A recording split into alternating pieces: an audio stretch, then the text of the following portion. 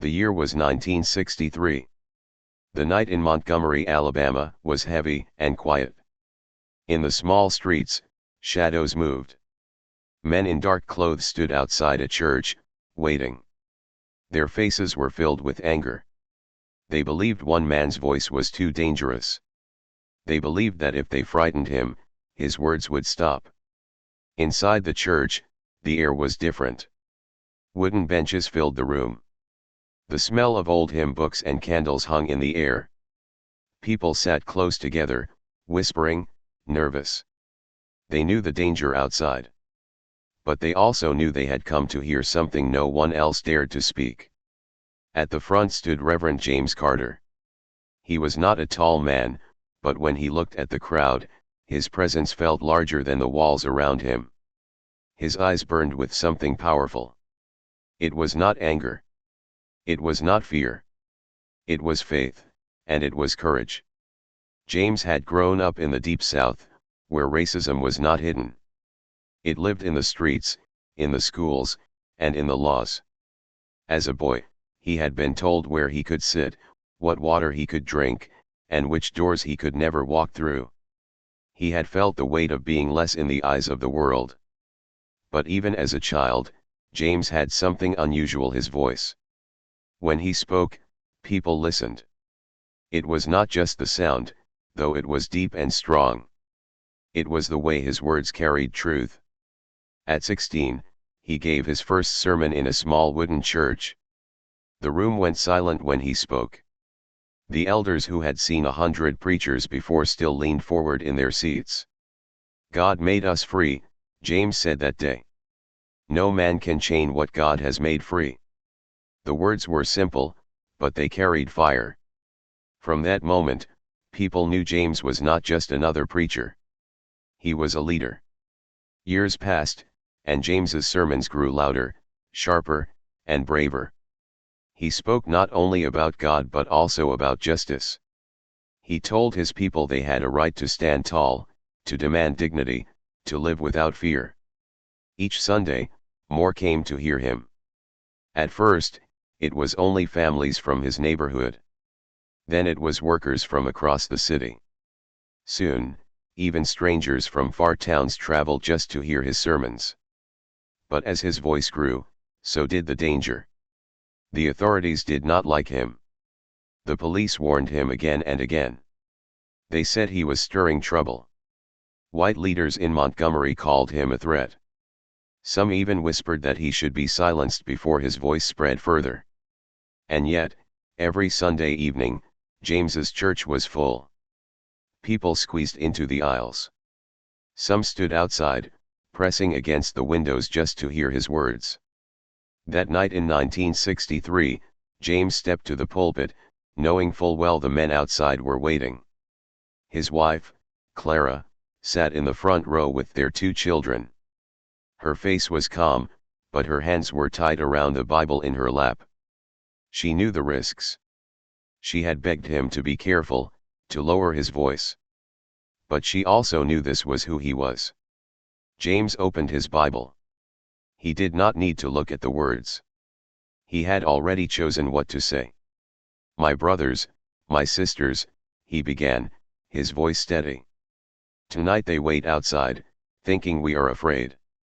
They believe fear will keep us quiet. But I tell you this: our God did not create us for chains.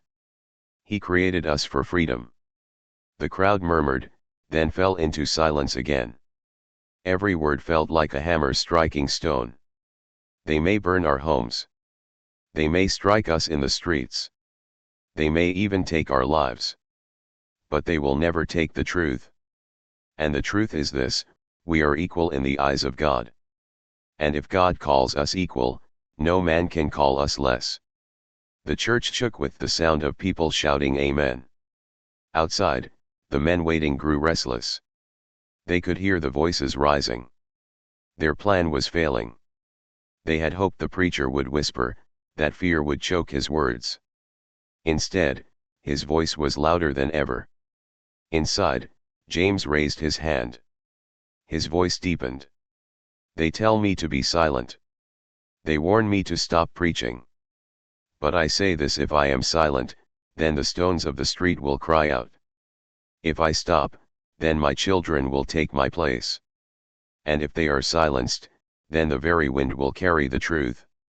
The church roared. Men and women stood to their feet. Some cried. Some clapped.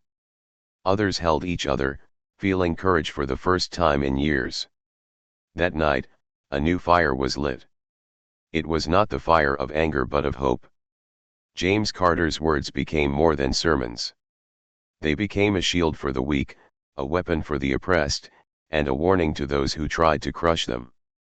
When the service ended, the people walked out together. They saw the men outside, waiting with hard eyes. But something had changed. The crowd did not leave in silence. They left singing. Their voices carried into the night, strong and unbroken. And in the center of it all, Reverend James Carter walked with his head high, his Bible in hand. He knew the fight ahead would be hard. He knew the threats would come. But he also knew this: once a voice of truth rises, no force on earth can silence it. That was the night the movement began. That was the night fear lost its power. And it all started with one man, one church, and one voice they could not silence. The clock struck midnight in Montgomery, Alabama. The house of Reverend James Carter was dark. His wife, Clara, had just put their children to bed. The night was quiet, the kind of silence that makes every sound louder. Then the phone rang. Clara froze. She stared at the black telephone on the table as it shook and rang again. Slowly, with trembling fingers, she lifted the receiver. A deep, cold voice whispered on the other end.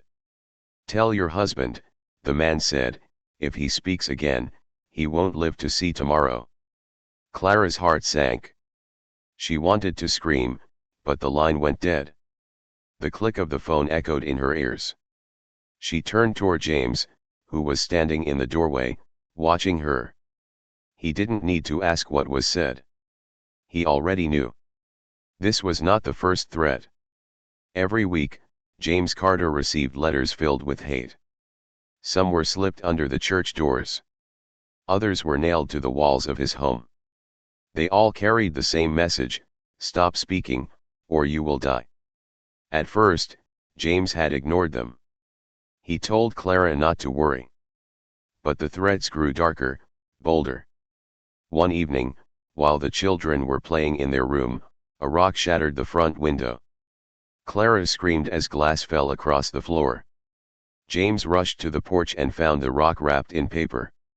On it were the words, "Next time, it will not be a rock." The neighbors gathered outside, frightened but angry. Some begged James to stop preaching.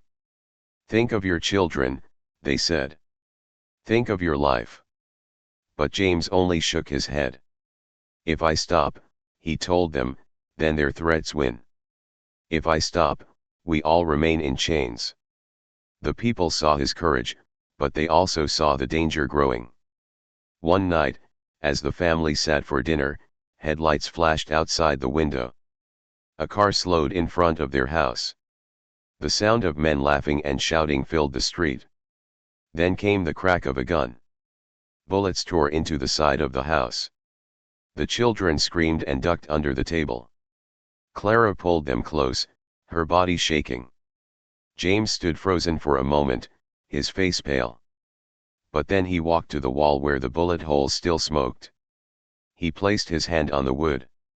"They want us afraid," he whispered. "But we cannot bow to fear." The next morning, he stood before his congregation, the same calm fire in his eyes. The church was packed, but every face looked worried. The people knew what had happened.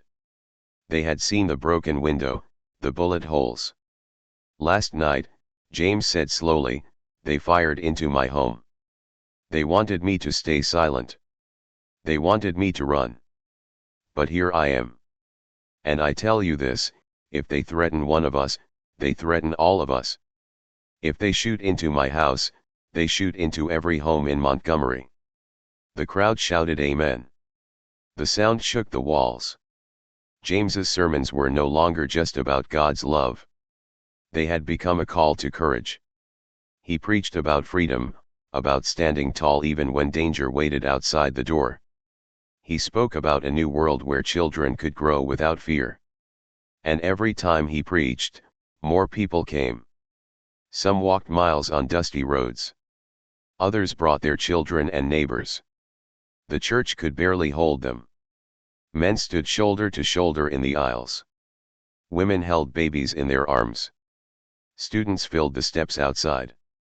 They all came for one reason, to hear a man who would not be silenced. But the danger only deepened. One evening, as James prepared his notes, there was a knock at the door. Clara opened it to find two policemen. Their hats were pulled low, their eyes sharp. "Reverend Carter," one of them said, "a word of advice. You're stirring too much trouble. You're making enemies in high places. Keep your head down if you want to keep it at all." James stared at them, then slowly shook his head. "You wear that badge to protect the people," he said. "But you come here to warn me to stay quiet?" "No, sir. I cannot do that. My people are dying in the streets, and you tell me to hold my tongue." The officers said nothing more. They turned and left. But Clara knew what it meant. If the police would not protect them, then danger was even closer than they feared. That night, Clara lay awake in bed, tears in her eyes. She thought of their children, of the future. "James," she whispered, "maybe it is too much. Maybe we can leave Montgomery. Maybe we can start again somewhere safe." James turned to her, his face gentle. He held her hand. "Clara," he said softly, "if I leave, they win. And if they win here, they will do the same everywhere. I cannot leave. I must stand, not for myself, but for every man, woman, and child who has no voice. If they take me, then my words will live on." Clara closed her eyes. She wanted to beg him to stop, but deep inside, she knew he was right. The threats continued. The phone calls. The letters. The rocks in the night. But nothing stopped Reverend James Carter. And every time they tried to silence him, his sermons only grew louder. His voice carried further. His words began to spread beyond Montgomery. The enemies of James Carter believed fear could end his message. But fear only made it stronger. And soon, their hatred would turn into something more dangerous than threats. Soon, they would bring fire. The night was quiet in Montgomery, Alabama. Too quiet. Reverend James Carter had just finished his evening prayers when the sharp smell of smoke reached his nose. Clara rushed to the window. Her eyes went wide. "James," she screamed. Flames licked at the walls of their church across the street. The small wooden building that had held so many sermons, so many songs, was now burning in the night. The children cried as the fire crackled louder, snapping wood like bones. The neighbors rushed out of their homes, buckets of water in their hands, but it was useless. The fire spread too fast, too wild.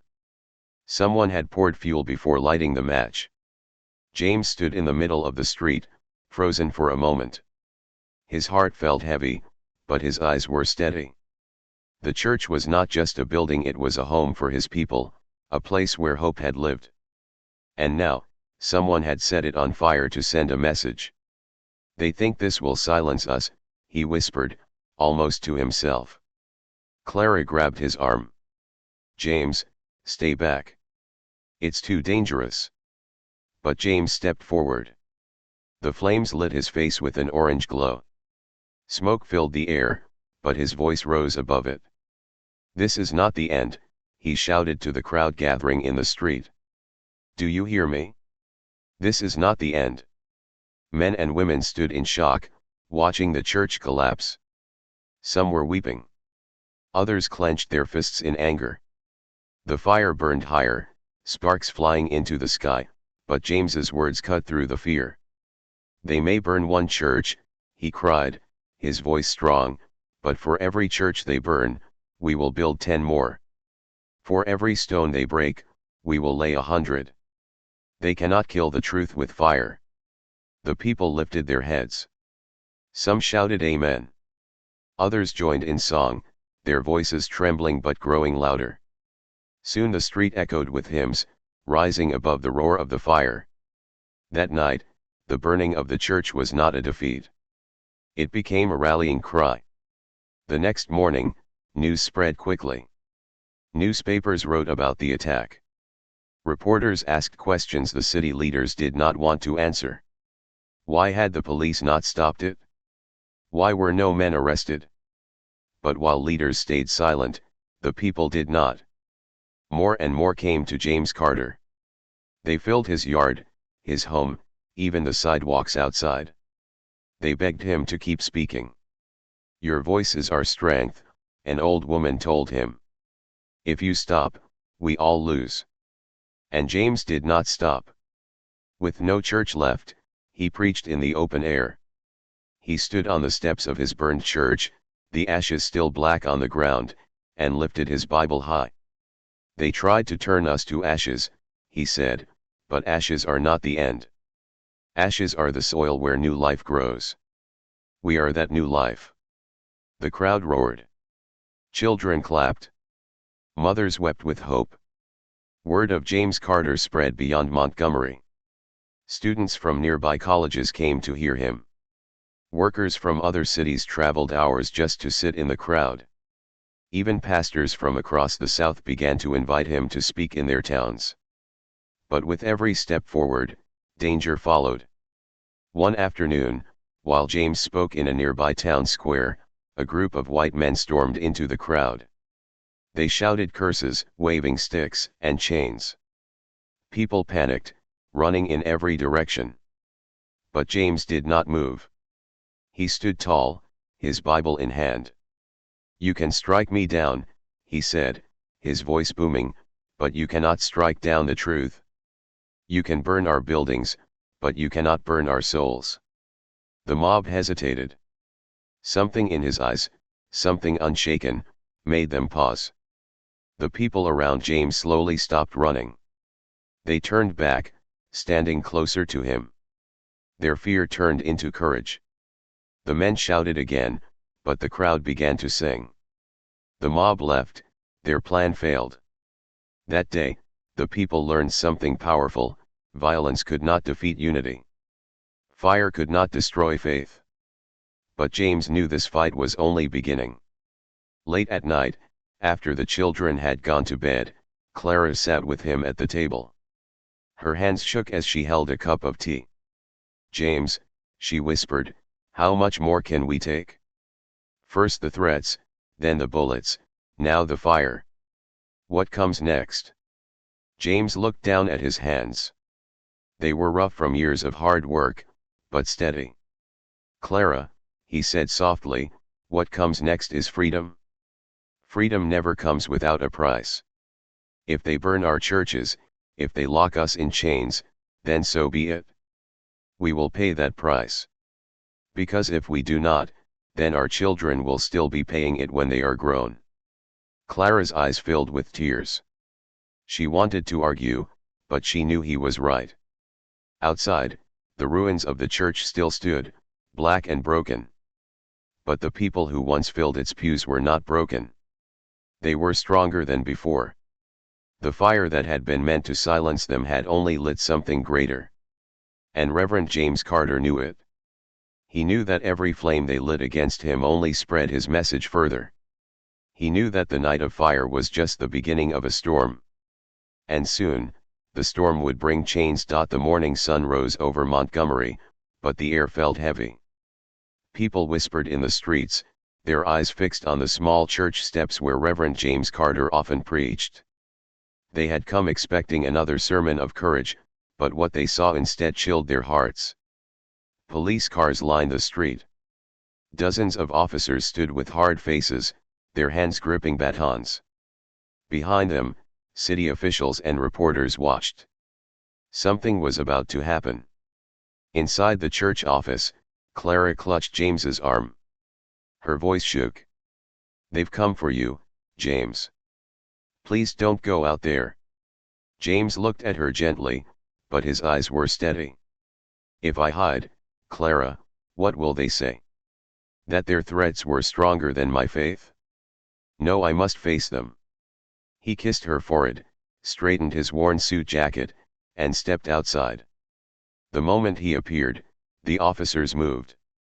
Reverend Carter, one of them barked, "You are under arrest for disturbing the peace." The crowd gasped. Mothers pulled their children closer. Men shouted in anger. How could preaching the truth be called disturbing the peace? Two officers grabbed James by the arms. But before they could drag him away, his voice rose, calm and powerful. My brothers, my sisters, do not fear these chains. They can bind my hands, but they cannot bind the truth. The people erupted, their voices louder than the sirens that began to wail. They sang hymns, their voices trembling but fierce. The sound filled the street, echoing against the walls. The officers pulled James through the crowd, but the people did not stop singing. Their voices followed him, stronger than any prison walls. James was pushed into the back of a police car. The door slammed shut, and the car sped away. Clara stood frozen on the steps, her children clinging to her dress. Tears filled her eyes, but in her heart, she knew James's words were already bigger than the men who dragged him away. In jail, the cell was cold and dark. The walls smelled of rust and old sweat. James sat on the hard bench, his hands cuffed, but his spirit unbroken. The guards jeered at him, telling him he would be forgotten, telling him no one would hear him again. But James smiled softly. "You are wrong," he said. "Even here, my words will live." And he was right. That night, with nothing but scraps of paper and a stub of a pencil smuggled in by a kind guard, James began to write letters. His words flowed with fire and faith. He wrote about freedom, about justice, about courage in the face of hate. "Do not be afraid of prisons," he wrote. "For a man in chains can still speak louder than the men who lock him away." The letters slipped out of the jail, passed from hand to hand, carried by students, workers, and preachers. Soon, they reached reporters. And from there, they spread across the nation. Newspapers printed his words. Radio stations read them aloud. What had been a single voice in Montgomery now rang across America. Back home, Clara gathered with the church members. They read James's letters aloud in the burned ruins of the church. Each word lit their hearts. Some wept. Others clenched their fists. All of them felt stronger. "His body may be locked away," one man said, "but his voice has never been freer." Weeks passed. James remained behind bars, but his name was no longer only known in Alabama. Leaders in other states began speaking his words. College students in the North carried signs with his name. Black communities across the South looked to him as a symbol. But inside his cell, James did not think of fame. He thought of his children. He thought of Clara's tired eyes.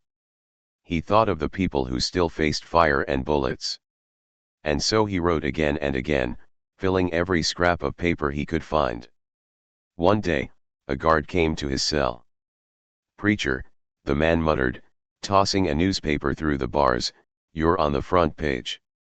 James picked up the paper. There was his name, his words printed for the whole country to read. His heart swelled. Not with pride, but with hope. "They cannot silence us," he whispered.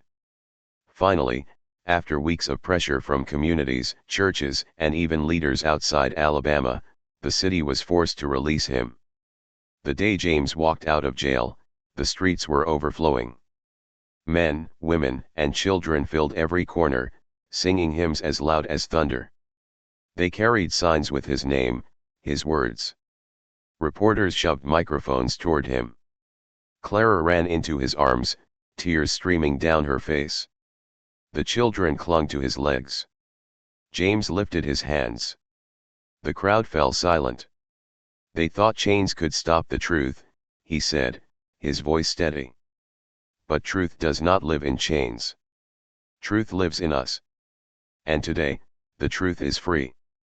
The people erupted, their cheers shaking the city. For the first time, James's voice was not only the voice of Montgomery. It was the voice of a nation. But deep in his heart, James knew the fight was not over. The chains had been broken, yes, but the storm was still rising. And soon, his voice would not only fill streets and jails. It would reach the heart of America itself. The summer sun burned hot over Washington, D.C. The streets were alive with the sound of footsteps, thousands upon thousands of footsteps. Men and women carried signs, children walked on their parents' shoulders, and hymns rose like a river of hope through the air. The march for freedom had begun. At the front of the crowd walked Reverend James Carter. His suit was worn, his Bible old, but his voice and spirit were stronger than ever. All around him, reporters pushed forward with cameras.